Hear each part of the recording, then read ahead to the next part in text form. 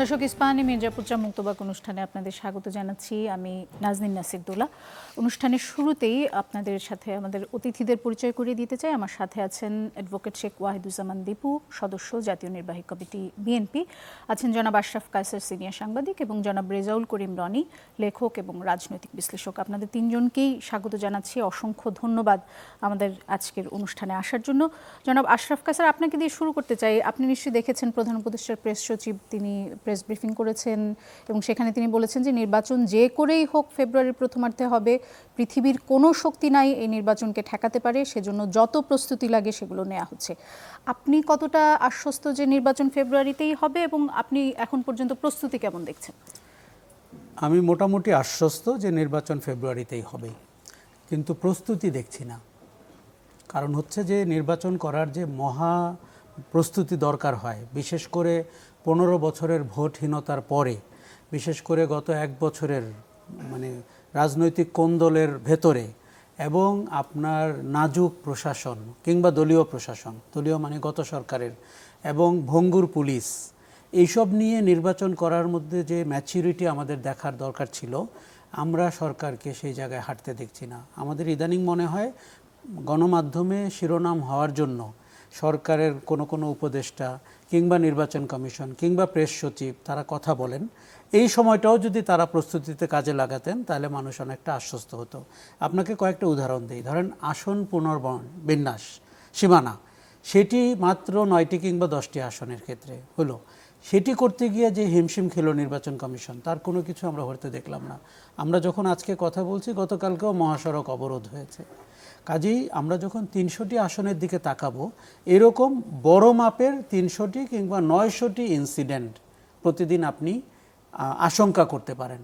তার প্রশাসনিক প্রস্তুতি কি, পুলিশের প্রস্তুতি কি, রাজনৈতিক প্রস্তুতি কি? নির্বাচনটি হয়ে যাবে এরকম মনে হচ্ছে, কেননা এর থেকে ভালো বিকল্প এই মুহূর্তে আমাদের হাতে নাই। আর দুটি রাজনৈতিক শক্তি, বিশেষত একটি জামাতে ইসলামী, তারা বারবার পিআরের কথা বলছে, তারা বলছে পরিস্থিতি নির্বাচনের অনুকূলে না। তাদের এক ধরনের ভিন্ন মতলব কাজ করছে। দেখুন, তারা প্রায় ভাবেন, অনেকটা হয়তো সত্য, তারা সরকারে আছেন, তারা দেশ চালাচ্ছেন, তারা বিশ্ববিদ্যালয়ের ভিসি, তারা সচিবালয়ের, তারা ডিসি, তারা এসপি, অন্তত 1/4 তো বটেই। কাজেই তারা কেন নির্বাচন চাইবেন? তারা তো সরকারে আছেন নির্বাচন ছাড়াই। কাজেই সরকারটিকেও কিন্তু আমরা এর ভিন্ন হতে দেখছি না, কিংবা প্রশাসনগুলো। এমনকি ঢাকা বিশ্ববিদ্যালয়ে ডাকসু নির্বাচন হচ্ছে, আমরা পরিষ্কার দলীয় প্রাধান্য কিংবা পক্ষপাত টের পাচ্ছি। দেখুন, কিছু কিছু অ্যাডমিনিস্ট্রেটিভ সিদ্ধান্ত আপনি সাদা চোখে মনে হবে অ্যাডমিনিস্ট্রেটিভ সিদ্ধান্ত, কিন্তু তার পেছনে রাজনৈতিক উদ্দেশ্য কি? একটি দলকে ফেভার করার জন্য। কোন দলকে ফেভার করার জন্য? জামাতে ইসলামী, শিবির, ঢাকা বিশ্ববিদ্যালয়ের বেশ কয়েকটি। গত কিছুদিন ধরে তো মনে হচ্ছে যে আশরাফ কায়সার, এটি তো শুরু থেকেই বলা হচ্ছিল যে এই সরকারের উপর জামাতে ইসলামের প্রভাব বেশি, কিন্তু এরপরে তো আসলে সেই উল্টে গেছে। আমরা দেখেছি যে এখন তো মনে হচ্ছে যে বিএনপির প্রভাব বেশি, কারণ বিএনপির ইচ্ছা অনুযায়ী ফেব্রুয়ারিতে নির্বাচন হচ্ছে, বিএনপির ইচ্ছা অনুযায়ী জুলাই সনদের আইনগত ভিত্তি এখনো দেয়া হয়নি। তাহলে কেন এখনো আপনারা বলছেন যে জামায়াতে ইসলামের প্রভাব বেশি সরকারের উপর? দেখুন, বিএনপির ব্যাপারে সরকারের শুরু থেকেই এক ধরনের দ্বিচারিতা আমরা লক্ষ্য করেছি। বিএনপি দেশের প্রধানতম দল। আপনি তাকে পছন্দ করতেও পারেন, নাও করতে পারেন, কিন্তু তার সাথে আপনার বসতে হবে, তাকে গুরুত্ব দিতে হবে, তার মতামতকে গুরুত্ব দিতে হবে। সংস্কারের ব্যাপারে বলি, বিএনপি আজ অবধি যেই জায়গাগুলোতে একমত হয়েছে, আমার কাছে তার অর্জন কিন্তু খারাপ মনে হয়নি। বিএনপির মতো বড় দল, যারা ক্ষমতা কেন্দ্রিক, যাদের রাজনীতি কিন্তু ক্ষমতা কেন্দ্রিক, সেটি পাড়া মহল্লার ক্ষমতা হোক, ফেরিঘাটের ক্ষমতা হোক, সংসদের ক্ষমতা হোক, কাজেই তাকে দিয়ে আপনি সংস্কারের বেশ কিছু প্রস্তাবনায় একমত করে ফেলেছেন, এটি কিন্তু খারাপ না। দ্বিতীয় হচ্ছে, জুলাই সনদের ব্যাপারে যে ঝুলে আছে, আমি আপনাকে বলি, আমার পরিষ্কার ধারণা, এটি কোনো মাপেই এই সনদের বিভিন্ন অধ্যায় নিয়ে বিতর্কের কারণে ঝুলে নাই। 3টি দলের একটি পারস্পরিক সমঝোতা হতে হবে, বিএনপি, জামাতে ইসলাম, এনসিপি। কাজেই বাকি দুটি দল, ছোট দুটি দল, তারা এক ধরনের গ্যারান্টি চাচ্ছে যে নির্বাচনের পরে বিএনপি যখন সরকার গঠন করবে, তখনও যেন তাদের আধিক্য কিংবা বেঁচে থাকা কিংবা গণতান্ত্রিক রাজনীতি করার যে পরিবেশ তারা চায় সেটি যেন, এবং কিছুটা সরকারের তাদের অংশগ্রহণ থাকুক কি থাকুক। এই কথাটা আজকে আমি আপনাকে বলছি, আমি জেনে শুনে বলছি।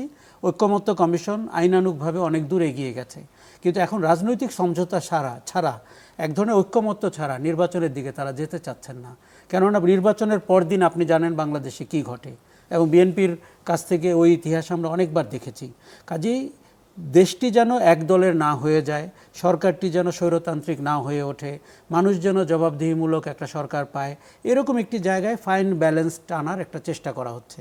দেখুন, আপনি প্রফেসর ইউনূস যখন তারেক রহমানের সাথে লন্ডনে কথা বলেন, এটা আমার কাছে খুবই স্বাভাবিক মনে হয়েছে। প্রধান দলের সাথে, প্রধান ব্যক্তির সাথে সে কথা বলবেন, সেই অনুযায়ী নির্বাচনের সময়কাল ঘোষণা করেছেন।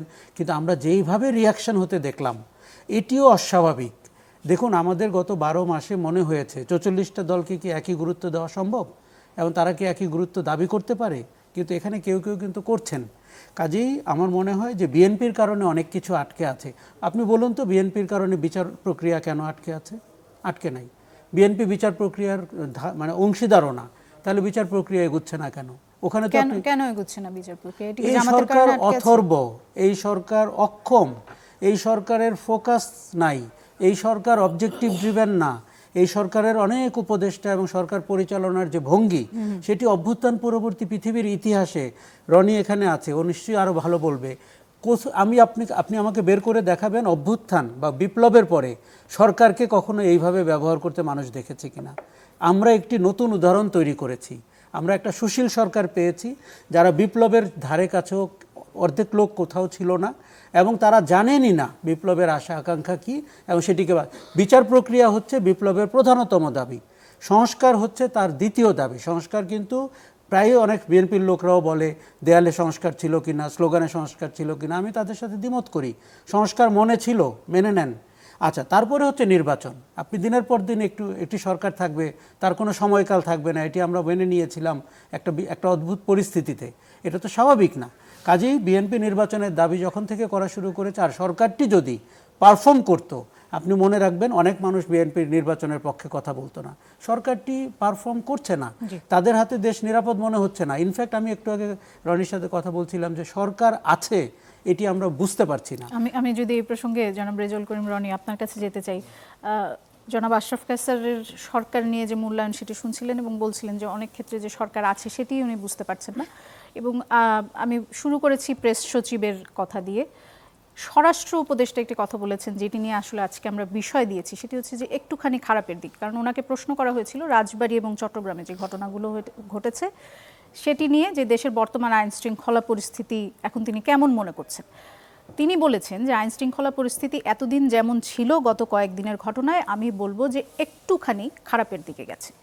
আপনার কি মনে হয় যে আইন শৃঙ্খলা পরিস্থিতি আসলে আর কতটা খারাপ হলে আরও বেশি খারাপের দিকে যাবে, বা নির্বাচনের সময় কি আমরা সেই একটুখানি খারাপ নাকি বেশি খারাপ, কোন দিকে যাব আপনার মনে হয়? জি, ধন্যবাদ। যে যেখান থেকে আমাদের শুনছেন দেখছেন সবাইকে সালাম, কৃতজ্ঞতা। দেখেন, অবশ্যই আইন শৃঙ্খলা পরিস্থিতি খারাপের দিকে যাচ্ছে এবং যাওয়াটা স্বাভাবিক। কেন স্বাভাবিক? এখানে নির্বাচনবিহীন একটি ক্ষমতার কাঠামো এখানে অনেকে চিন্তা করছিল। নির্বাচনবিহীন মানে ভোটাধিকারবিহীন ক্ষমতা হলো একটা আওয়ামী মডেল। তো ফলে এখানে আশরাফ ভাই খুব সুন্দরভাবে আলোচনা করেছেন।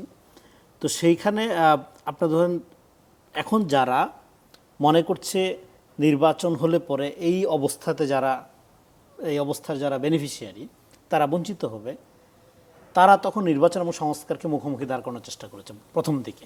সেটা যখন দেখলো ওয়ার্ক করলো না, এখন তারা চেষ্টা করছে যে পুরা নির্বাচনের প্রক্রিয়াটাকে আইন শৃঙ্খলার অজুহাত আকারে দেখাইতে। দেখেন, নির্বাচন বা ভোটাধিকার যখন আপনি কোনো শর্তের অধীনে আনবেন, আপনি ডেমোক্রেসি মিন করেন না।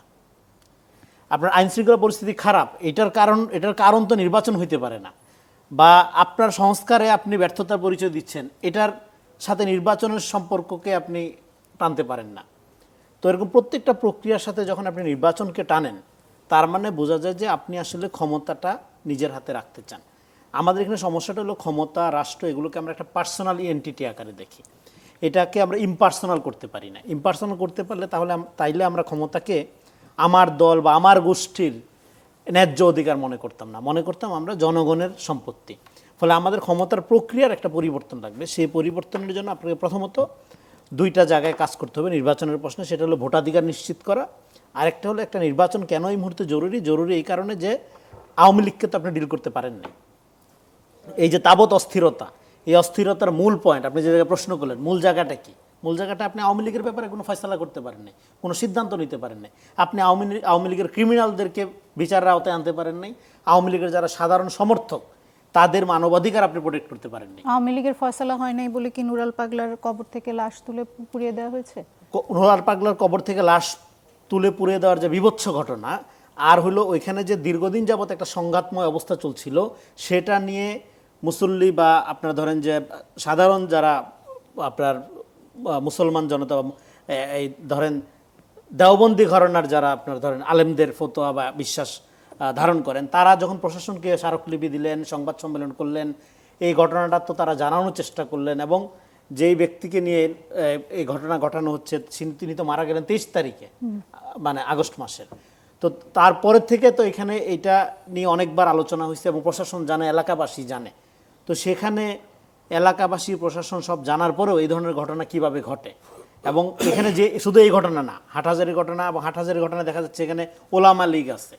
তো ফলে যে কোনো ধরনের ঘটনার মধ্যে কেওয়াজের মধ্যে আওয়ামী লীগ থাকবে, এটা তো অস্বাভাবিক কোনো ব্যাপার না, এটা স্বাভাবিক। ফলে এখানে আওয়ামী লীগ থাকা আবিষ্কার করা এবং যে কোনো কেওয়াটিক ঘটনাকে একটা বিভৎসতার দিকে নিয়ে যাওয়া, তাতে তো অবাক হওয়ার কিছু নেই। ফলে এখানে হয়তো জেনুইনলি একটা প্রতিবাদ ছিল, সেই প্রতিবাদের মধ্যে একটা অংশ হয়তো এই বিভৎস ঘটনা ঘটিয়েছে।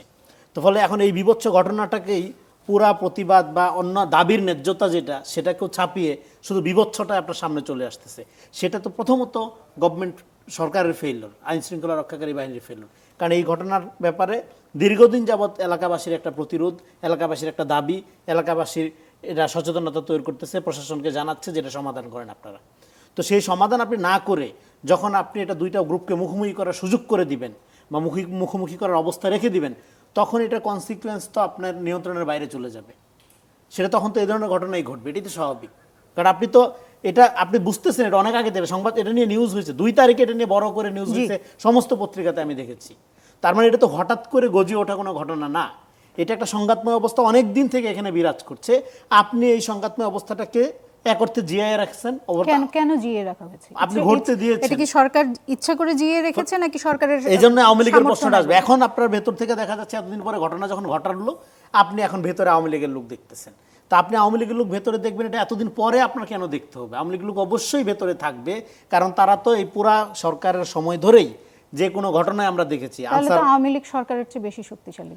আওয়ামী লীগ সরকারের চেয়ে শক্তিশালী অর্থে না, আপনি ধরেন যে কোনো কেওয়াস ঘটানোর জন্য আওয়ামী লীগ যদি যা খুশি তা ঘটাতে পারে যে কোনো মবের ভিতরে সরকারের চেয়ে থেকে, শক্তিশালী, আর সরকারের হাতে পুলিশ প্রশাসন সবকিছু আছে, তারপরে যদি সরকার সেটা ঠেকাতে না পারে। আপনি ধরেন আপনার হাতে সবকিছু আছে, আপনি পুরো সেনাবাহিনীর বিশাল কমান্ডো বাহিনীর প্রধান, কিন্তু আপনি নিষ্ক্রিয়, সেখানে 2টা টোকায় তো আপনার চেয়ে শক্তিশালী হবে। আপনি যদি অ্যাক্টিভ রিঅ্যাকশনে না যান, আপনি যদি প্রোঅ্যাক্টিভ আচরণ না করেন, আপনি যদি ইনঅ্যাক্টিভ থাকেন, যেটা ভাই আলোচনা করলেন, তাহলে ডেফিনেটলি আপনার শক্তিশালী মনে হবে। ফলে এই জন্য আমি এটা আলোচনা করতেছিলাম যে আওয়ামী লীগকে এখানে নর্মালাইজ করার যে প্রক্রিয়া, নানা অর্থে নানাভাবে প্রাসঙ্গিক করার যে প্রক্রিয়া, এটা একটা ইনসাইড জব। এটা সরকারের, পুরা সরকার না হলেও সরকারের ভেতরে এইটার বন্দোবস্ত কায়েম আছে বলে আমরা এখন ধারণা করতে পারি। আপনি বলছেন যে আওয়ামী লীগকে নর্মালাইজ করার একটি প্রক্রিয়া সরকারের ভিতরে, সরকার না হলে এটা ইনঅ্যাক্টিভ থাকবে কেন? আর প্রথম কাজ অভ্যুত্থানের পরে যেটা ভাই আলোচনা করলো, অভ্যুত্থানের পরে প্রথম কাজ কি? প্রথম কাজ হলো আপনার আওয়ামী লীগকে ডিল করা। এখানে শেষ করে 1 সেকেন্ড বলে, তাহলে আওয়ামী লীগকে আপনি কিভাবে ডিল করবেন? ক্রিমিনালদের বিচার করবেন, আর যারা নর্মাল মানে অনুসারী বা ধরেন আওয়ামী লীগ করা অভ্যাস, তার কেন করে ও জানে না, অভ্যাস। সকালবেলা মানুষ মুড়ি খায় না, কিছু মানুষ উঠা, হ্যাঁ, তা অন্য খাবার তার ভালো লাগে না, এরকম তারা আওয়ামী লীগ করে আর কি, মানে আবেগ, ইমোশন, যাই হোক।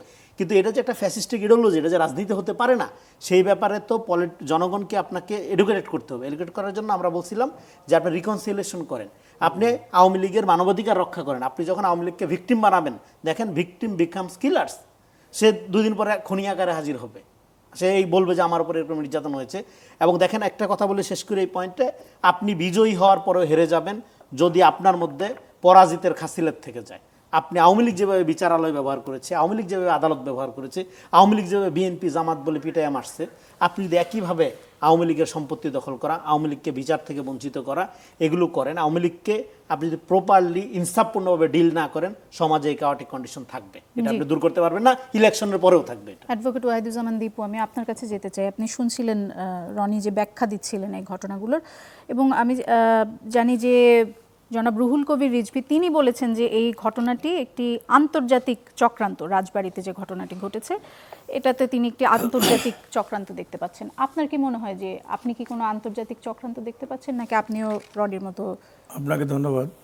দুজন বিদগ্ধ আলোচক বাংলাদেশের রাজনীতি নিয়ে অত্যন্ত চমৎকার আলোচনা করেছেন, প্রাণবন্ত আলোচনা করেছেন। আপনি প্রথমেই আমার দলের একজন সিনিয়র নেতার উদ্ধৃতিকে জি আমাকে দিয়ে কাউন্টার করতে বলছেন। বিষয়টা আমার জন্য একটু বিব্রতকর। এখানে দৃষ্টিভঙ্গিতে স্পষ্ট যে ঘটনাটি ঘটেছে, যে যুক্তিতেই হোক না কেন একে সমর্থন করার কোনো সুযোগ নেই। যারা করেছে তাদের ভিতরে ক্ষোভ থাকতে পারে, বিভিন্ন ধরনের ঘটনার বিষয়ে তারা ক্ষুব্ধ হয়ে ধরনের ঘটনা ঘটাতে পারেন। তারপরেও লাশ খুঁজে বের করে সেটাকে আগুন দেওয়ার সাথে বড় ধরনের কোনো দুর্ঘটনা ঘটানোর চক্রান্ত থাকাটাই স্বাভাবিক। আর এই চক্রান্তগুলো বাংলাদেশে ছোট থেকে বড় এবং বড় থেকে ছোট পর্যন্ত প্রায় সব জায়গায় কিছু না কিছু হচ্ছে। আশাবাদী একটা আলোচনার মধ্যে বলেছেন নির্বাচন কমিশন সহ সরকারের বিভিন্ন অংশগুলো, উপদেষ্টা মণ্ডলী বিভিন্ন সময় কিছু কথাবার্তা বলছেন, যে কথাবার্তাগুলো পারতপক্ষে তারা বিভিন্ন নিউজ মিডিয়ায় শিরোনাম হওয়ার জন্য করছেন। যেমন আমরা আজকে ইসি আনোয়ার সাহেব একটা কথা বলেছেন, কথাটি বোধহয় সবাই খেয়াল করেছেন, যে নির্বাচনের এই সীমানা নির্ধারণ নিয়ে যা কিছু করছি আমরা সতর্কতার সাথে করছি, যেটা আপনি বোধহয় শুরু করেছিলেন বলার সময়। তো এখানে এ নিয়ে আন্দোলন করার বা আদালত করার কোনো সুযোগ নেই। আন্দোলন করার এবং আদালত করার সুযোগ নেই কথাটা মনে হয়েছে সেই আগস্টের জুলাইয়ের আন্দোলনকালীন সময়ে সরকার, তার মন্ত্রীবর্গ এবং বিচারালয় পর্যন্ত আমাদের প্রধান বিচারপতি একটা কথা বলেছিলেন তার চেয়ারে বসে। আমাদের সেরকম মনে হয়েছে যে এই কথা উনি হঠাৎ করে এভাবে বললেন।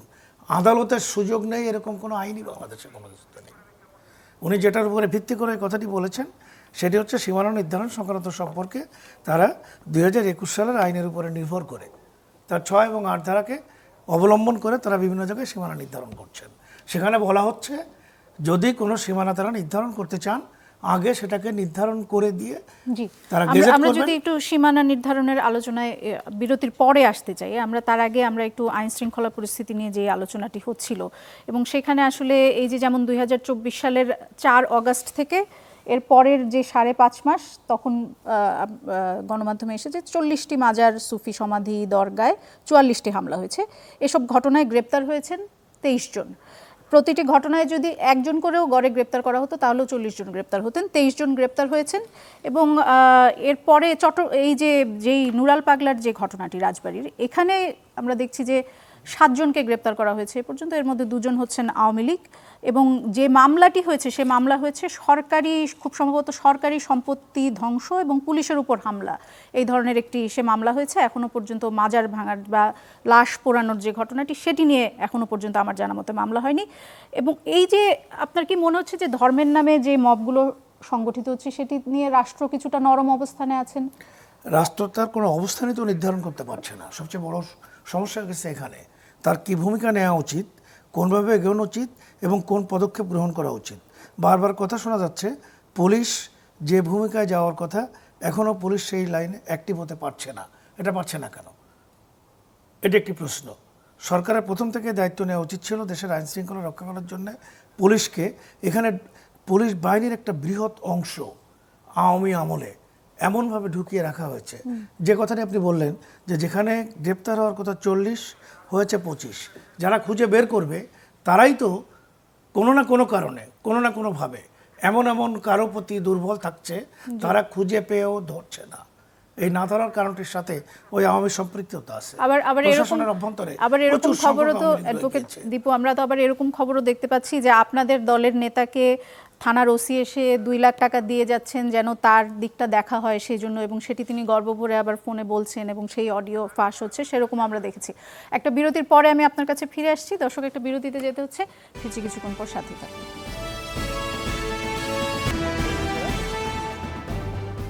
দর্শক, ইস্পাহানি মির্জাপুর চা মুক্তবাক অনুষ্ঠানে আবারও ফিরে এলাম। বিরতির আগে কথা হচ্ছিল অ্যাডভোকেট শেখ ওয়াহিদুজ্জামান দীপু আপনার সাথে, এবং যে বিষয়টি নিয়ে কথা হচ্ছিল সেটি হচ্ছে যে পুলিশের যে নিষ্ক্রিয়তা বিভিন্ন ঘটনায় সেই বিষয় নিয়ে কথা বলার সময় আমি আপনাকে জিজ্ঞেস করেছিলাম যে পুলিশ যেহেতু এখন বিএনপি এখন সবচেয়ে বড় এবং শক্তিশালী দল, এবং কিছুদিন আগে একটি অডিও ফাঁস হয়েছিল আপনাদের একজন স্থানীয় নেতার, এবং তিনি খুব গর্বভরে বলেছেন যে সেখানকার ওসি এসে তাকে টাকা দিয়ে গেছেন যেন তার দিকটি দেখা হয় সেক্ষেত্রে।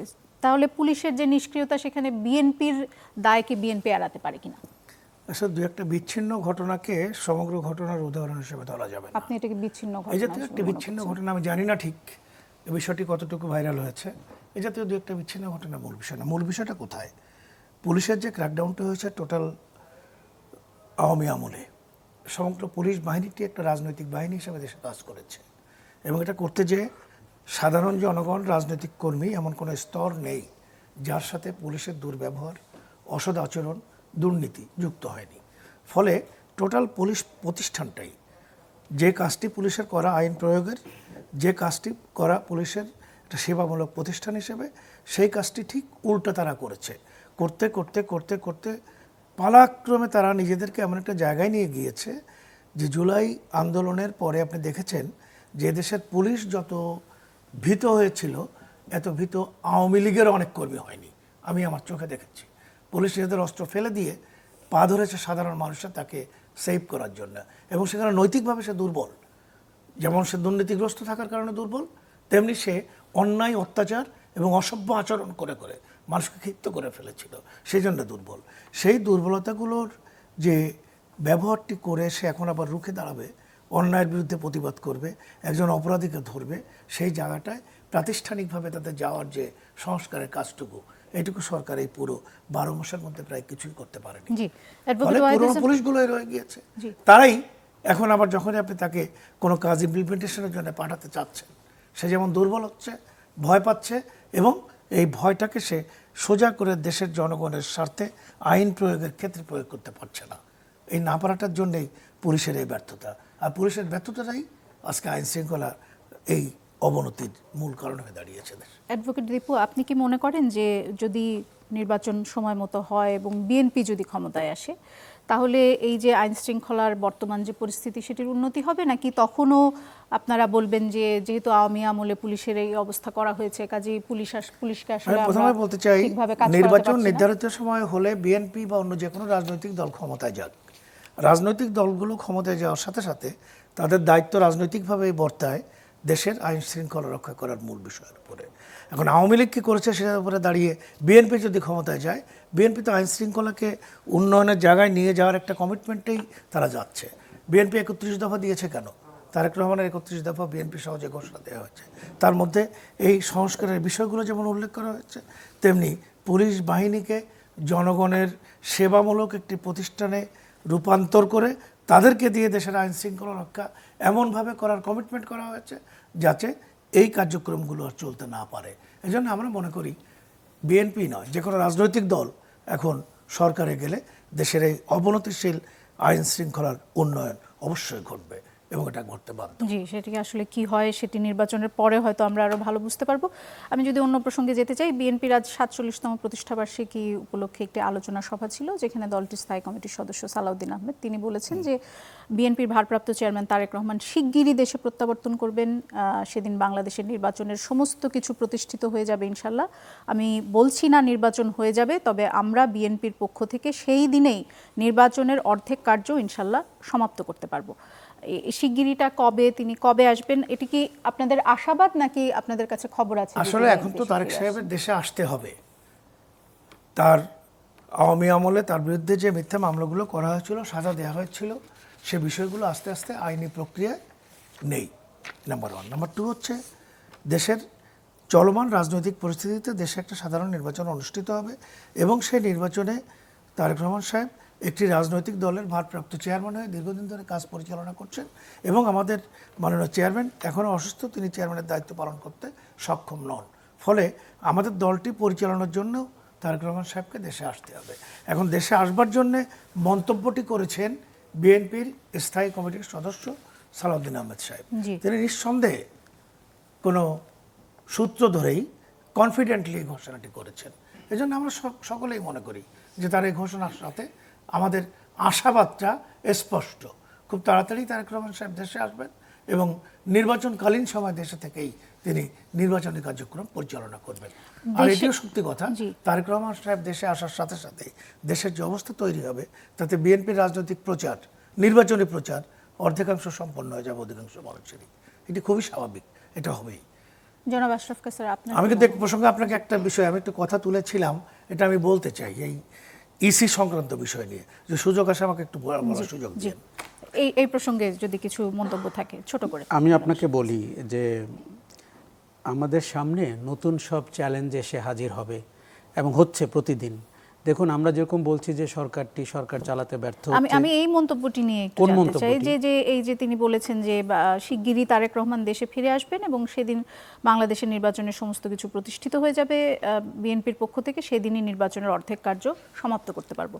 প্রথমত আপনার কি মনে হয় যে তিনি কি তাড়াতাড়ি দেশে আসছেন এই ধরনের কোনো খবর, নাকি তারা তাদের আশাবাদ বা তারা দলীয় নেত্রীদেরকে উজ্জীবিত করার জন্য সেটি বলছেন? কি মনে হয় আপনার, এবং তিনি আসলে আসলে কি পরিবর্তন হবে? তিনটি পয়েন্ট আপনাকে বলি। প্রথম কথা, দলীয় কর্মীদেরকে চাঙ্গা রাখতে নেতাদের অনেক ধরনের বক্তব্য দিতে হয়। এটি আশাবাদ ছাড়া আমি এই মুহূর্তে তেমন কোনো প্রুফ পয়েন্ট দেখছি না যে তারেক রহমান দেশে চলে আসছেন। অনেকেই ভাবছেন 21শে আগস্টের মামলার যে সাম্প্রতিক রায় হয়েছে তাতে হয়তো তার সমস্ত আইনি বাধা সরে গেছে, কিন্তু আমি যতটুকু রাজনীতি বুঝি তার আরও অনেকগুলো সমীকরণ টানার ব্যাপার রয়েছে, বিশেষ করে সেনাবাহিনীর সাথে, বিশেষ করে পশ্চিমা বিশ্বের সাথে এবং বাংলাদেশ রাষ্ট্রের ডিপ স্টেটের সাথে। এগুলো আমি শিওর মাঠের কর্মীরা কিংবা মাঠের নেতারা হয়তো ভাবেন না, কিন্তু আমি দূর থেকে দেখে বুঝতে পারি। কাজেই আমার মনে হয়েছে যে আরও কিছু সময় লাগবে তার দেশে ফিরতে, ওই সমীকরণগুলো টানার আগ পর্যন্ত। আরেকটা জিনিস, এটি অত্যন্ত সরলীকরণ যে তিনি আসলে নির্বাচনের পরিবেশ 50% পূরণ হয়ে যাবে। দেখুন, তারেক রহমান ফিরে আসলে বিএনপির জন্য একটা জোয়ার তৈরি হবে এবং আমরা সেই জোয়ার ভিজুয়ালাইজ করতে পারি। তার দলের অবস্থা কিন্তু খুব খারাপ। তার দলে মাঠে ময়দানে যারা আছেন তারা কোনো, দেখুন আমাদের দেশে কিন্তু তিনি আসার পরে যে তার দলে যে শৃঙ্খলাজনিত যে সমস্যাগুলো বা যে অভিযোগগুলো উঠছে, যে চাঁদাবাজির কথা উঠছে, দখলবাজির কথা উঠছে, সেগুলোর যদি পরিবর্তন না হয় তাহলে যে জোয়ার সৃষ্টি হবে ওই জোয়ার কি ভাটায় রূপান্তরিত হতে? এই প্রশ্নের উত্তর আমরা তার কর্মকাণ্ড দিয়ে বলতে হবে। এমনও হতে পারে যে উনি এগুলোকে ওভারলুক করলেন, এমনও হতে পারে উনি এগুলোর ব্যাপারে ব্যবস্থা নিলেন। এখন বিএনপির মতো বড় দলে দেখুন আমাদের সবারই একটা ভয় কাজ করে। তত্ত্বাবধায়ক অন্তর্বর্তী সরকার বলে এটি করতে গেলে ওই ভয় কে দেখিয়েছে? আমলারা। বিএনপির ভেতরে সংস্কার করতে গেলেও কিছু ভয় আছে, বড় বড় নেতাদের কিছু কোটারি আছে, তারা আপনাকে ভয় দেখায়। তারেক রহমানকে এগুলোর ঊর্ধ্বে উঠে জিয়াউর রহমান বাংলাদেশে যেভাবে বিএনপিকে প্রতিষ্ঠা করেছিলেন এবং রাজনীতিটি করেছিলেন, সেটি করে 25 সাল কিংবা 26 সালে মানুষের যে মনোবাসনা সেই অনুযায়ী রাজনীতি করবেন কি না সময় বলে দেবে, আগের থেকে বলার সুযোগ নাই। দেখুন, আমাদের অধিকাংশ লোক দল করেন, তারা রাজনীতি করেন না, কারণ অন্ধবিশ্বাস থাকে দলের প্রতি, এবং সেটি বিশ্বাসও না, সেটি এক ধরনের সুবিধা। আর রাজনীতি করলে কিন্তু তারা অনেক ভিন্ন কথা বলতেন এবং তারা অনেক অপ্রিয় কথা বলতেন, তারা অনেক তেতা কথা বলতেন। নেতৃবৃন্দ চমকিত হয়ে যেত যে আমার কর্মীরা এইসব কথা কি করে বলেন। আর জনগণের রাজনীতি তো আরও দূরের বিষয়। কাজেই দলগুলোকে ঠিক করতে হবে, তারা কি চমকের রাজনীতি করবেন, তারা কি অ্যাডহক রাজনীতি করবেন, নাকি তারা সাস্টেনেবল পলিটিক্স করবেন। বিএনপি এই প্রশ্নের একেবারে মুখে দাঁড়িয়ে আছে। কারণ আমি বিএনপি নির্বাচিত সরকার যদি ভোট হয়, হয়তো বিএনপি সরকার গঠন করবে। আমার ধারণা বিএনপির প্রচলিত রাজনৈতিক যে চরিত্র এবং যেই সংস্কৃতি বিএনপি বিলিভ করে, তাতে ওই সরকারটি শর্ট লিভড হবে। কেননা ভারত আমাদের এখানে আছে, একটা শক্তি, পলাতক আওয়ামী লীগ আছে, সেই প্রশাসন আছে, সেই পুলিশ আছে। তার সাথে যুক্ত হবে কি জানেন? বিএনপির লোভ লালসা। এবং বিএনপি আপনি 12 মাসে তাদের নিজেদের অন্তর্কোন্দলে কতগুলো লোক মারা করেছে। সেটা কি শুধু বিএনপি সরকার গঠন করলেই সেটি শর্ট লিভড হবে, নাকি আপনার মনে হয় যে কোনো দলই সরকার গঠন করলে সেটি শর্ট লিভড হবে? অন্তর্বর্তী সরকারের সামনে যে চ্যালেঞ্জগুলো আমরা 12 মাসে দেখলাম, দু একটি জায়গায় কিন্তু বিশেষ করে ভারতের ইস্যুতে প্রফেসর ইউনূস কিন্তু দক্ষতা যোগ্যতার সাথে মোকাবেলা করেছেন। আপনি খেয়াল করেন ওটা ড্রাই ডাউন করে গেছে, কিন্তু বিএনপি এটি পারবে না, কারণ বিএনপি দীর্ঘদিন ভারতের সাথে এক ধরনের সম্পর্ক রেখে রাজনীতি করেছে। আমি অন্য দুটি দলের কথাও বলছি, অথবা কোয়ালিশন গভর্নমেন্ট হলেও বলছি। আমাদের প্রধানতম চ্যালেঞ্জের নাম ভারত। এবং আজকে যে আপনি আওয়ামী লীগকে ফিরে আসার যে শর্ট লিভড হওয়ার জন্য আমি ভারতকে বলছি, ভারতের সাউথ ব্লক আপনাকে হজম করতে পারেনি পরিবর্তন, মেনে নিতে পারেনি এবং তারা বিএনপিকে বিশ্বাস করে না। আমি যদি এই প্রসঙ্গ নিয়ে জনাব রেজাউল করিম রনি আপনার কাছে যেতে চাই, আপনি কি মনে করেন যে এই নির্বাচনের পরে যেই সরকার আসবে সেই সরকার, কারণ এটিও খুব জোরে সোরে শোনা যাচ্ছে, নির্বাচন হবে কি হবে না সেটি যেমন প্রশ্ন, আর আরেকটি প্রশ্ন সবাই বলে থাকেন বা স্পেকুলেশন যেটি বলেন আপনি, সেটি হচ্ছে যে এই নির্বাচনের পরে যে সরকার আসবে খুব বেশি দিন থাকতে পারবেন না। জনাব আশরাফ কায়সারও বলছিলেন এবং তিনি বললেন যে এটির জন্য তিনি ভারতকে দায়ী বা ভারতের রাজনীতিকে দায়ী করছেন। আপনার কি মনে হয়? জি ধন্যবাদ। এখন দেখেন একটা আগে এই প্রশ্ন যাওয়ার আগে আমি আগের পয়েন্টে একটা বাক্য যুক্ত করি, সেটা হলো দেখেন আমাদের এখানে নির্বাচনের সময় যত ঘনায় আসবে অস্থিরতা ভায়োলেন্স তত বাড়বে। তো একটা ফেনোমেন আমাদের মনে রাখতে হবে, পলিটিক্যাল ইউজ অফ ভায়োলেন্স এটা একটা আওয়ামী লীগের লক্ষণ। আওয়ামী লীগ থাকুক বা না থাকুক, ভায়োলেন্স কি এখনকার চেয়ে আরো বাড়বে আপনার? আমার ধারণা বাড়বে, কারণ দেখেন মানে একটু খারাপের চেয়ে আরো বেশি খারাপের বেশি দিকে খারাপ, যাবো ফলে এটা প্রস্তুতি থাকতে হবে আমাদের। জননিরাপত্তা সবার আগে, মানুষের জীবনের গুরুত্ব সবার আগে। বাংলাদেশে সব আছে, খালি মানুষের মর্যাদা নেই। আমরা সবসময় দলীয়ভাবে চিন্তা করি, আমার দল, আমার ব্যক্তি, আমার পরিবার, এইভাবে না, মানুষের মর্যাদা ফিরে আনতে হবে। সেক্ষেত্রে পলিটিক্যাল ইউজ অফ ভায়োলেন্স, এই যে সহিংসতা রাজনৈতিক ব্যবহার, এটা একটা আওয়ামী ফেনোমেনা, সেই আগুন সন্ত্রাস থেকে শুরু করছে। হ্যাঁ, এবার এর আগেও আপনি দেখতে পারেন। ফলে যখনই এই ধরনের কোনো বিভৎস ভায়োলেন্সের ঘটনা ঘটবে, আগেই যেন এটাকে আমরা একটা, এই যে অভ্যুত্থানের পরের যে দলগুলো, আমরা একজন আরেকজনের বিরুদ্ধে এটাকে ফায়দা নেওয়ার টুলস হিসেবে ব্যবহার না করি, কারণ এটা এসেনশিয়ালি আওয়ামী নোশন।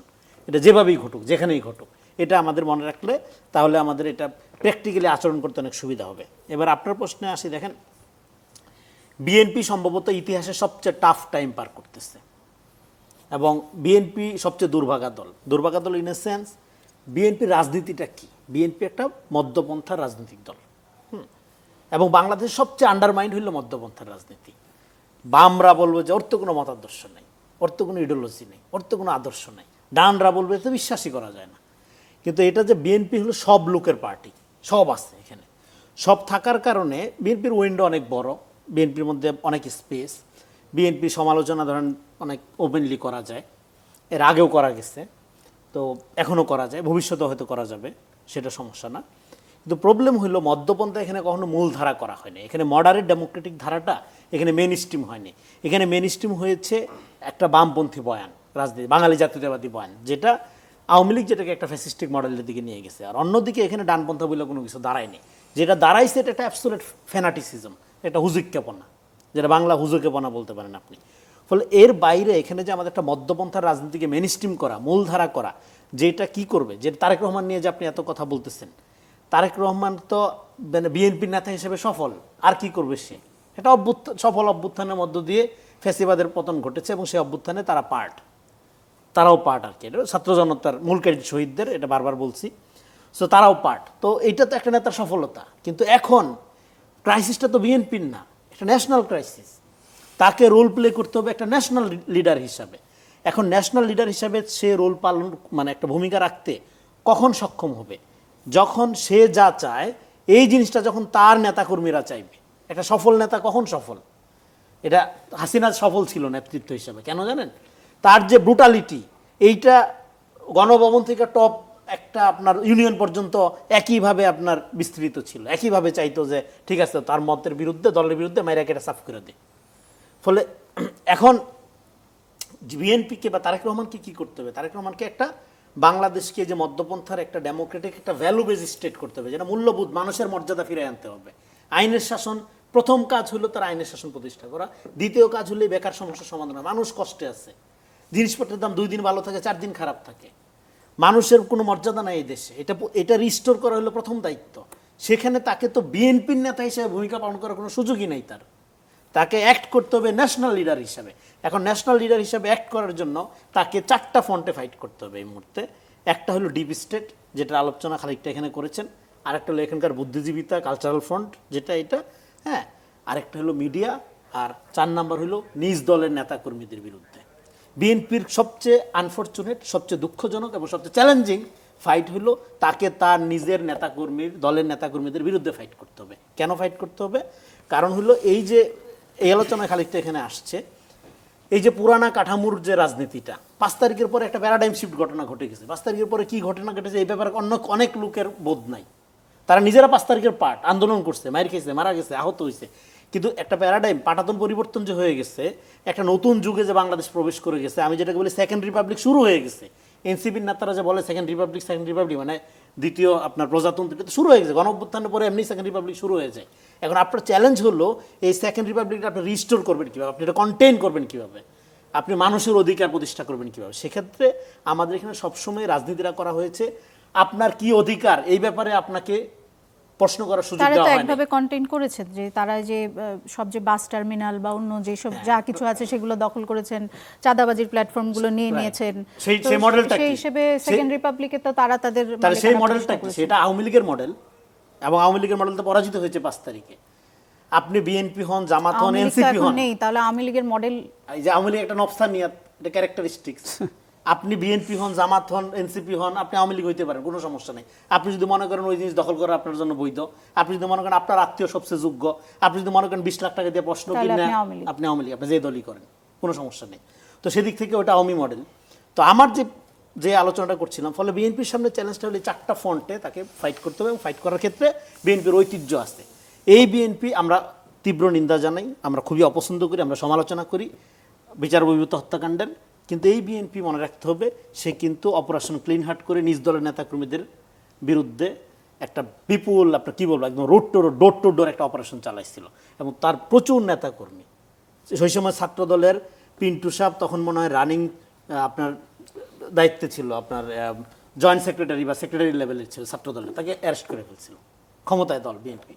সো ফলে বিএনপি শক্তি বিএনপির নেতাকর্মীরা না, বিএনপি শক্তি হলো জনগণ, যারা চোখ বন্ধ করে ভোট দিবে, যাদের সাথে জিয়া রহমানের সততা এবং বেগম জিয়ার একটা, আমি কি বলবো, এটা বেগম জিয়ার ব্যাপারটা হলো যে মানুষের সাথে একটা পলিটিক্যাল স্পিরিচুয়াল রিলেশনশিপ, এখানে কোনো স্বার্থের ব্যাপার নেই। আপনি যে লোকটা চাঁদা দিচ্ছে, যে লোকটা চাঁদাবাজি করছে, সে বিএনপিকে প্রতিনিধিত্ব করে না। বিএনপির বেশিরভাগ জায়গায় কমিটি নাই, কিন্তু প্রচুর চাঁদাবাজ আছে। তার মানে এই সংগঠনটা ওয়ার্ক করতেছে না পলিটিক্যালি। বিএনপিকে প্রতিনিধিত্ব করে যে যদি জিয়া রহমান বলেন বা খালেদা জিয়ার আদর্শ বলেন, এবং সেই ধারায় যদি তারেক রহমানকে ফাংশন করতে হয়, তাহলে তাকে আর বিএনপির লিডার হিসেবে ফাংশন করার কোনো সুযোগ নেই। তাকে ফাংশন করতে হবে ন্যাশনাল লিডার হিসাবে, এবং ন্যাশনাল লিডার হিসেবে ফাংশন করার জন্য 5 তারিখের পরের যে আকাঙ্ক্ষা, এটা আমি আর এত না স্পিড এগুলি বলি না, এই আকাঙ্ক্ষা এটা শেষ হয়ে যায় নাই, এইটাকে লিভিং করে, এটাকে বাস্তবায়ন করে, এটাকে মানুষের ঘরে ঘরে পৌঁছায় দেওয়ার চ্যালেঞ্জটা তাকে নিতে হবে। সেই চ্যালেঞ্জ নেওয়ার জন্য তিনি ন্যাশনাল লিডার হওয়ার পথে কতদূর এগিয়েছেন আপনার? আমি বলি অনেকখানি আগাইছে, খুব তাড়াতাড়ি বলতে, অনেকখানি আগাইছে। কারণ হলো উনি সমালোচনা ওয়েলকাম করতেছে, উনি বলতেছে যে জনগণ যদি আপনার দিকে মুখ ফিরায় নেয়, আপনার দিক থেকে আপনি যত বড়ই নেতা হন, আপনার দলের যতই অবদান থাকুক, আপনাকে আমার পক্ষে আনা সম্ভব না। উনি বারবার জনগণের দিকে ফিরতে যাচ্ছে, মানুষের দিকে ফিরতে যাচ্ছে, সেখানে এক শ্রেণীর নেতাকর্মীরা বরং বাধা হয়ে দাঁড়াচ্ছে। এইটা মোকাবেলা করা ওনার জন্য সব বড় চ্যালেঞ্জ আকারে হাজির হবে। এর বাইরে মিডিয়া, ডিপ স্টেট, হ্যাঁ, আপনার সাংস্কৃতিক ফ্রন্ট, এগুলোর কথা তো বললামই, এগুলো আছে। এটা 4টা জায়গা আমি আইডেন্টিফাই করেছি। ফলে এখন যেটা আমাদের জন্য চ্যালেঞ্জ, সেটা হলো যে 5 তারিখের পরে 100% বিরোধিতার রাজনীতির আর কোনো সুযোগ নেই। যেই দলই ক্ষমতা নিবে তাকে একটা কাইন্ড অফ ন্যাশনাল গভর্নমেন্টের ভূমিকা পালন করতে হবে, অভ্যুত্থানের শক্তিগুলোর সাথে থাকতে হবে। ফলে এবং অন্যান্য প্রতিযোগী দলগুলোর ক্ষেত্রে যেটা মাথায় রাখতে হবে, আপনারা দলীয় স্বার্থের আলোকে আর রাজনীতি করেন না, এখন ন্যাশনাল স্বার্থ খুব জরুরি। এটা আশরাফ কাসের ভালোভাবে বলছেন। আমাদের এখানে আওয়ামী লীগ ইন্ডিয়া, এটাকে আপনি ডিল না করা পর্যন্ত বাংলাদেশ সেফ না। আপনি আপনার দল নিয়ে চিন্তা করে লাভ কি? আপনি যে দলেরই হন, আগে বাংলাদেশকে সেভ করেন, মানুষের মর্যাদা, মানুষের অধিকার ফিরে আনেন। মানুষ কষ্টে আছে। 5 তারিখে আপনি যেটা অর্জন করেছেন সেটা হলো সলিডারিটি। সেই সলিডারিটিটা মানুষের জীবন বিসর্জন দিয়ে, জীবনের মায়া ত্যাগ করে মানুষের পাশে গিয়ে দাঁড়াইছিল, শ্রেণী, ধর্ম, বর্ণ নির্বিশেষে। এই যে সলিডারিটি, এই যে অকৃত্রিম মমত্ববোধ মানুষের মধ্যে আপনি অর্জিত হয়েছে 5 তারিখে, এটা 100 বছরে, 1000 বছরে 1বার 2বার অর্জিত হয়। এই হাইটটা আপনি রক্ষা করেন। ওই অর্জনকে আপনি যদি রিস্টোর করতে না পারেন, তাহলে দেশ একটা আওয়ামী মডেলে চলে যাবে, মানুষ হতাশ হবে। এবং আমরা হারিয়ে ফেলেছি না, অর্জন হারাইলে যেটা হবে যে নেক্সট রেভলিউশনের জন্য আপনাকে অপেক্ষা করতে হবে। Coming revolution is always a future. G, advocate Wahiduzzaman Dipu, আবার আপনার কাছে যেতে চাই। এই প্রসঙ্গে যদি কিছু বলতে চান বলতে পারেন। ডাকসুর নির্বাচন নিয়ে একটু কথা বলতে চাই, কারণ আজকে প্রচারণার শেষ দিন ছিল এবং দুটো জরিপের ফলাফল এসেছে, যেখানে দুটোতেই বলা হচ্ছে যে শিবিরের তাদেরকে এগিয়ে রাখতে, শিবিরের যে প্যানেল সেটা তাদেরকে এগিয়ে রাখতে চাচ্ছে। কিন্তু যে দুটো সংস্থা জরিপ করেছে, একটির নাম ন্যারেটিভ, আরেকটি জরিপও করেছে তারা এই দুটো জরিপের মানে দুটো সংস্থা নিয়ে একটি সোচ্চার এই সংগঠনটির নাম, আরেকটির নাম ন্যারেটিভ। দুটো সংগঠন নিয়ে কিছুটা বিতর্ক আছে এবং অন্য প্যানেলগুলো বলছে যে আসলে এটি শিবিরেরই সংগঠন এবং সেই কারণেই তারা এই ধরনের ফলাফল বলছে যে শিবির এগিয়ে আছে। আমি এই প্রসঙ্গটা দ্বিতীয়ভাবে যাচ্ছি। প্রথমে আমি নিজেকে খুব একটা গর্বিত জায়গায় নিয়ে যেতে চাই, যেটা বাস্তবতা। সেটা হচ্ছে বাংলাদেশকে এবং বাংলাদেশের সমগ্র জনগণকে রক্ষা করতে গেলে সরকারে যারা যাবে তাদেরকে একটা ন্যাশনালিস্ট ক্যারেক্টারে, ন্যাশনাল গভর্নমেন্ট হয়ে এবং ন্যাশনাল লিডার দ্বারা পরিচালিত করার মতো একটা জায়গায় যেতে হবে। আমি বিশ্বাস করি ইতিমধ্যে বিএনপির ভারপ্রাপ্ত চেয়ারম্যান তারেক রহমান সাহেব নিজেকে একজন ন্যাশনাল লিডার হিসেবে প্রতিষ্ঠিত করতে সক্ষম হয়েছেন এবং তিনি সরকারে আসার আগেই, দল নির্বাচনে যে ক্ষমতায় যাওয়ার আগেই স্পষ্টভাবে ঘোষণা করে দিয়েছেন বিএনপি রাজনৈতিকভাবে আগামী নির্বাচনে জয়লাভ করে তাহলে দেশে একটি জাতীয় সরকার গঠন করা হবে, যে সরকারে বিগত আন্দোলনে অংশগ্রহণকারী দলসমূহের প্রতিনিধিত্ব থাকবে। এটা প্রমাণ করে যে একটি জাতীয় সরকার গঠনের মধ্য দিয়ে বাংলাদেশকে একজন ন্যাশনাল লিডার হিসেবে ন্যাশনাল গভর্নমেন্টের মাধ্যমে পরিচালনা করার যে কমিটমেন্ট এবং সেই কমিটমেন্টের মধ্য থেকে আমাদের দলকেও প্রশিক্ষিত করে তোলার যে পদক্ষেপ ইতিমধ্যে তিনি গ্রহণ করেছেন। সে পদক্ষেপ যেমন আমাদের ডাক্তার মাহাদি আমিন, পাভেল, এরা সারা বাংলাদেশ চারণের মতো ঘুরছে এবং আমাদের দলের একটি বাহিনীকে বিশেষ করে ছাত্র, যুবক, এমনকি সিনিয়র নেতাদের মধ্যেও বাছাই করে যারা রাজনীতিকে সাস্টেনেবল, যে কথাটি বলেছেন আশরাফ ভাই, রাজনৈতিক দৃষ্টিভঙ্গি থেকে দেখে তাদেরকে পিক আপ করে তাদেরকে সেই জায়গা থেকে নিয়ে যে প্রশিক্ষিত করার চেষ্টা করা হচ্ছে প্রতিনিয়ত, যাতে আগামীতে ফলাফল কবে নাগাদ দেখতে পাবো আপনি? অবশ্যই এটা চলমান প্রক্রিয়া, এটা চলতেই থাকবে। এবং আমরা যেটা দেখুন গত 15-20 বছর ধরে বিএনপির প্রতি যে অবিচার, যে অন্যায়, যে অত্যাচার, যে নিগৃহীত হয়েছে বিএনপি, প্রতিটি কর্মী 15, 20, 25, 30, 50, 100, 150, 200, 300, 450, 500 পর্যন্ত মামলা একজন নেতার নামে, একজন কর্মীর নামে। সেই দলটি টিকে আছে একটা বিশাল ময়ূর হিসেবে। সেই দলের হাজার হাজার লাখো লাখো কর্মী সারা বাংলাদেশে বাঁশি দেওয়ার আগে ঝাঁপিয়ে পড়েছে আন্দোলনের মুখে। তারা দেশটাকে একটা রাহু মুক্ত করার জন্য যে লড়াই করেছে, তারপরে 5ই আগস্টের পরে আওয়ামী লীগ এবং বিএনপির কিছু উচ্ছৃঙ্খল দলবাজ, চাঁদাবাজ শ্রেণী, এটা অস্বীকার করার কোনো অবকাশ নেই। তাদের কারণে কিছু নিন্দামন্দের দায়ভার আমাদের ঘাড়ে এসে উঠেছে। দল কিন্তু সাথে সাথে পদক্ষেপ গ্রহণ করেছে। অনেক সিনিয়র নেতাদেরকে দল থেকে বহিষ্কার করে দেওয়া হয়েছে, কোনো অবস্থাতেই তাদেরকে ক্ষমা করা হয়নি। এটি তারেক রহমান সাহেব করেছেন, বিএনপি সেনার নেতারা করেছেন। এই জন্য একটা বিএনপিকে গড়ে তোলার জন্যে, বাংলাদেশকে পরিচালনা করার জন্যে, এবং আমি যে কথাটি বারবার ভাইয়েরা বলছেন যে এই যে গভর্নমেন্ট আসবে তাদের সময় খুব সীমিত হবে, না, I do not believe it. BNP ক্ষমতায় গেলে অবশ্যই তার নির্ধারিত সময় পর্যন্ত তারা অত্যন্ত সুখ্যাতি নিয়ে সক্ষম একটি সরকার হিসেবে, রাজনৈতিকভাবে গ্রহণযোগ্য একটি সরকার হিসেবে। আপনার এই বিশ্বাসের ভিত্তি কি? আমি বিশ্বাস করি, জনাব আশরাফ, দৃঢ়ভাবে বিশ্বাস জি জি, করি এটি তো একজন বিশ্বাস, রাজনৈতিক কর্মী হিসেবে। বিশ্বাস তো বিশ্বাস, এবং আমাদের কর্মের কেন ধারাও তাই, বিশ্বাস করেন? আমরা সেভাবে এগোচ্ছি। কেন বিশ্বাস করছেন? কেন আমাদের কিসের ভিত্তিতে কর্মকাণ্ডের মধ্য দিয়ে আমরা এগোচ্ছি। আমি এই কথা বলি না জনাব আশরাফ যে আমাদের কাছে তো সকলেই পরিষ্কার করে বলেছেন যে একটি আন্তর্জাতিক চক্রান্ত তিনি দেখতে পাচ্ছেন এবং তার কাছে মনে হচ্ছে যে ভারত একটি ভাইটাল রোল প্লে করবে। এটা সঠিক, এটা সঠিক। এবং সেটির ভিত্তিতে তিনি বলছেন যে যে সরকারই আসুক সেটি চক্রান্তগুলোকে ফেস করে এগোনোটাই তো হচ্ছে একটা সরকারের সাফল্য। এই চক্রান্তগুলোকে ফেস করে এগোনোই তো একটা নেতার সাফল্য। আমরা আমাদের রাষ্ট্রপতি জিয়াউর রহমানের সময় ভারত এগুলো করে নাই। ভারতের বিরোধিতা করে, ভারতের সাথে সখ্যতা করে, পররাষ্ট্রনীতি সকলের সাথে ভালো পররাষ্ট্রনীতির ব্যবহার করে তিনি বাংলাদেশকে একটি সাস্টেনেবল জায়গায় পলিটিক্সে নিয়ে যেতে পারেন নাই, করেছেন। বেগম খালেদা জিয়া সেটা করেছেন, তারেক রহমান সাহেবও সেটা করবেন। আমরা মনে করি যে এটির জন্য যে সক্ষমতা অর্জন করা প্রয়োজন, প্রতিটি দিন বিএনপি পরিপক্ক হচ্ছে, প্রতিটি দিন বিএনপির সংগঠকরা পরিপক্ক হচ্ছে, প্রতিটি দিন তারেক রহমান সাহেব তার দলের নেতা কর্মীদেরকে সেভাবেই প্রশিক্ষিত করে গড়ে তুলছেন, যারা একটা রাষ্ট্রকে পরিচালনা করার সমস্ত কার্যক্রম পরিচালনা করতে সক্ষম বলে আমি মনে করি। জি, জনাব আশরাফ কাসার, আপনার কাছে আসতে চাই। যেটি অ্যাডভোকেট ওয়াহিদুজ্জামান দীপু বলেছেন যে বিএনপি প্রতিদিন পরিপক্ক হচ্ছে, আপনি এটির সাথে একমত কিনা ছোট করে যদি বলেন। আরেকটি বিষয় হচ্ছে যে ডাকসুর যে জরিপের কথা আমরা বলছি, আমি খুব সরাসরি কয়েকটা কথা বলি, যেটা একেবারে আউটরাইট, 30 সেকেন্ড, এটা একটা আউটরাইট তাদের ম্যানিপুলেট করা তথ্য, যা দিয়ে তারা নির্বাচনকে জয়লাভ করার আশাবাদ ব্যক্ত করেছেন। দেখবেন নির্বাচন 2 দিন পরে হয়ে যাবে। ছাত্রদল কিভাবে যেতে সব জায়গায়, হল সংসদে, ডাকসু সংসদে, তারা কিছু পেতে পারে কিন্তু খুব লিমিটেড। জি এটা আমার জনাব ধারণা। আশরাফ ফয়সাল। বলেন ভাই, সরি। বিএনপি প্রতিদিন পরিপক্ক হচ্ছে, এটার সাথে আমি একমত না। আপনাকে কয়েকটা রিয়েলিটি বলি। 16 বছর বিএনপি গভর্নেন্সের বাইরে, এমনকি রাজনৈতিক চর্চা করার থেকেও বঞ্চিত ছিল। হামলা মামলাতে বিএনপি অতিষ্ঠ, নির্যাতিত ছিল, নির্মমভাবে করা হয়েছে। বিএনপি দল হিসাবে অ্যাক্টিভ থাকার অবস্থায় ছিল না, এবং রাজনৈতিক চর্চা করা তো দূরের কথা। এটা হচ্ছে রিয়ালিটি। এর সাথে প্লাসটা বলি, দল হিসাবে বিএনপিকে আমরা যারা অতীতে ক্লাব মনে করতাম, যে সব মত পথের লোক একসাথে হয়েছে, তারা 16 বছরে প্রমাণ করেছে যে তারা এককাট্টা হয়ে থাকতে পারে, দলটি ভাঙে নাই, এবং দু একজন লোক লাফ দিয়ে পড়ে যাওয়া ছাড়া গত 16 বছরে এমন কোনো ন্যাক্কারজনক ঘটনা বিএনপি থেকে ঘটে নাই। কিন্তু এখন বিএনপিকে নিয়ে আলোচনা তো হচ্ছে সরকার পরিচালনার। বিএনপি সরকার পরিচালনা করেছে সর্বশেষ 16 বছর আগে বা 18 বছর আগে। কাজেই বিএনপিকে নতুন বাংলাদেশের, নতুন বন্দোবস্তের বাংলাদেশের আমার মনে হয় এই উত্তর আমরা সরকারটি পেয়ে গেছি। যদি পরিচালনার ডাকসুর ব্যাপারে বিষয়ে আপনার তাকে কিছু বলার থাকে। দেখুন, ডাকসুর ব্যাপারে বলি, এই প্রথম ডাকসু একটা অভিনব নির্বাচন হচ্ছে, যেখানে রাজনৈতিক সংগঠন বা ছাত্র সংগঠনের বাইরেও বিভিন্ন মতপথের মানুষ আছে। এখানে একটি বিশেষ দলের প্রশাসন আছে, এবং তাদের রাজনৈতিক ছাত্র সংগঠনকে আমরা অ্যাক্টিভ দেখি। জরিপের ফলাফল অত্যন্ত প্রশ্নবোধক, এবং এটি কোনো একটা স্বার্থান্বেষী মহল তাদেরকে সামনে এগিয়ে রাখার জন্য করেছে।